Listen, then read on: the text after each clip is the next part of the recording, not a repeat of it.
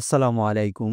সবাইকে স্বাগতম। আজকে আমরা মালয়েশিয়া ভ্রমণে ঘুরে দেখব মালয়েশিয়ার এক বিস্ময়কর আধুনিক শহর পুত্রাজায়া। এটি শুধু একটি প্রশাসনিক শহর নয়, বরং আর্কিটেকচারের এক অপূর্ব প্রদর্শনী, যেখানে আধুনিকতা আর ইসলামিক ডিজাইনের মেলবন্ধন ঘটেছে। চলুন শুরু করি আমাদের আজকের ভ্রমণ।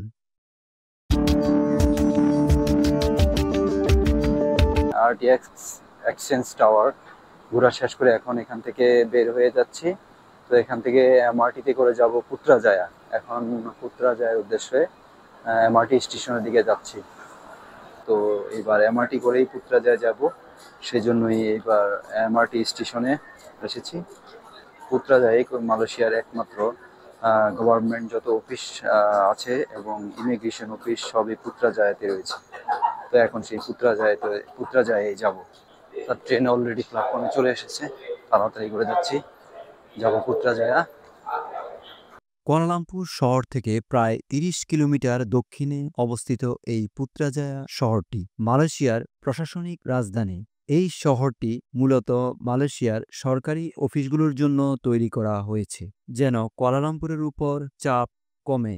শহরটির নাম রাখা হয়েছে মালয়েশিয়ার প্রধানমন্ত্রী তুংকু আব্দুর রহমান পুত্র এর নাম অনুসারে। কিভাবে যাবেন পুত্রাজায়া শহরটিতে? কেএলআই ও কেএল থেকে ট্রেনে বা বাসে খুব সহজেই যাওয়া যাবে পুত্রাজায়ায়। এখানকার পরিবহন ব্যবস্থা বেশ উন্নত এবং শহরটিও খুবই পরিষ্কার পরিচ্ছন্ন। Putrajaya Central. Pintu di sebelah kanan akan dibuka. Exit to the right door. All passengers are required to disembark at this station. Please ensure you take all your belongings with you. Thank you for choosing Raya. So চলে এসেছি Putrajaya. Putrajaya দেখার মতো অনেক কিছু রয়েছে। Putrajaya শুধুমাত্র প্রশাসনিক শহরেই নয়, এটি মালয়েশিয়ার আধুনিক পরিকল্পনার এক অপূর্ব দৃষ্টান্ত। যদি আপনি মালয়েশিয়া ভ্রমণ করেন, তবে এই শহরটি অবশ্যই আপনার ভ্রমণ তালিকায় রাখুন। এবং এই সিটিটি খুবই সুন্দরভাবে সাজানো হয়েছে। তো আমি এখন হেঁটে হেঁটে যাচ্ছি আপনার মালয়েশিয়ার যে পার্লামেন্ট অফিস আছে সেদিকেই। খুবই সুন্দরভাবে সাজানো গোছানো রাস্তা। গভর্নমেন্ট অফিস এটি একটি, অনেক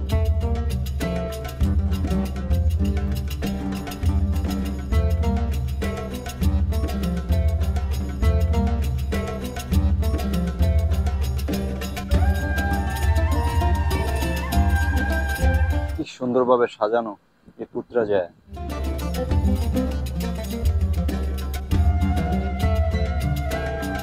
এত সুন্দরভাবে ডিজাইন করা হয়েছে যা দেখতে খুবই ভালো লাগছে। আর এটি এই পুত্রাজায়ার ঠিক এখানেই অবস্থিত এই পার্লামেন্ট অফিসটি। পুত্রাজায়ার একটি ঐতিহ্যবাহী মসজিদ এবং এটি খুবই নামকরা মসজিদ।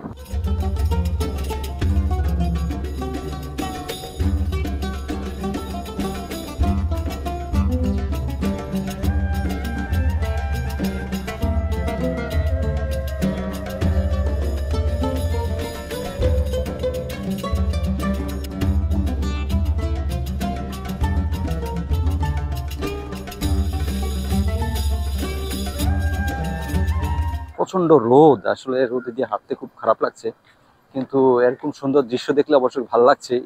দৃশ্যগুলো ভালো লাগছে, বাট প্রচন্ড রোদ, রৌদ্রোজ্জ্বল দিন। সামনেই সেই পার্লামেন্ট মালয়েশিয়ার।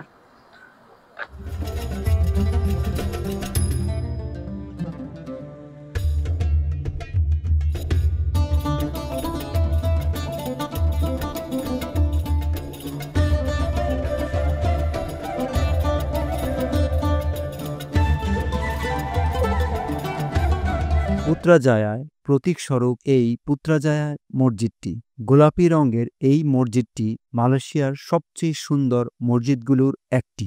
এটি পুত্রাজায়া লেকের পাশে অবস্থিত এবং দিনে ও রাতে দুই সময়েই এই মসজিদটি দেখতে খুবই অসাধারণ লাগে।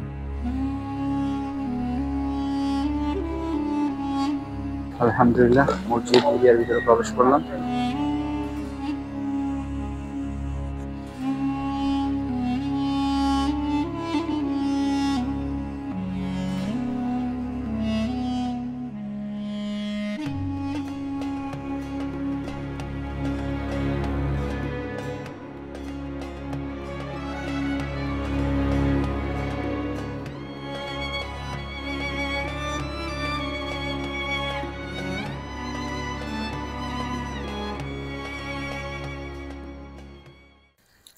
পানি অনেক গরম, উপরের পানি তো রোদে পাইপ গরম হয়েছে, তাই পানি অনেক গরম। আল্লাহ, বাইরে কি গরম লাগছিল, ভিতরে আসার সাথে সাথে একবারে পুরা ঠান্ডা হয়ে গেলাম, খুবই শীতল লাগছে। এই মসজিদে প্রায় 15,000 মুসল্লি একসাথে নামাজ আদায় করতে পারেন। সবাই চাইলে এই মসজিদের ভিতরটা ঘুরে দেখতে পারবেন, তবে পোশাকের শালীনতা অবশ্যই মানতে হবে। এই দেওয়ালটির ওই পাশে মহিলাদের নামাজের ব্যবস্থা, ওখানে মহিলারা নামাজ পড়েন, মহিলাদের নামাজের ব্যবস্থা থাকে। আর এটি হচ্ছে মসজিদের মেন মিনার। আলহামদুলিল্লাহ, আল্লাহর রহমতে এখানে আসরের নামাজ আদায় করতে পেরেছি, খুবই ভালো লাগছে। আসরের নামাজ পড়ে এখন রওনা হচ্ছে কেএল এর উদ্দেশ্যে। পুত্রাজায়া থেকে এখন বের হয়ে যাব, সরাসরি যাব কেএল এ। কেএল এ বলতে কেএলসিসি তে যাওয়ার চেষ্টা করব। অলরেডি এখানে 5টা বেজে গেছে, বিকাল 5টা হয়ে গেছে। তো আসরের নামাজ আদায় করে এখন মসজিদ পুত্রা থেকে বের হয়ে যাচ্ছি, পুত্রাজায়ার মসজিদ পুত্রা থেকে। খুবই একটি ঐতিহ্যবাহী মসজিদটি, তো এখান থেকে আসরের নামাজ পড়ে এখন বের হয়ে যাচ্ছি। সবাইকে ধন্যবাদ জানিয়ে আজকের মতো ভিডিওটি এখানেই শেষ করছি। সবাই ভালো থাকবেন, সুস্থ থাকবেন। দেখা হবে পরবর্তী ভিডিওতে। আল্লাহ হাফেজ।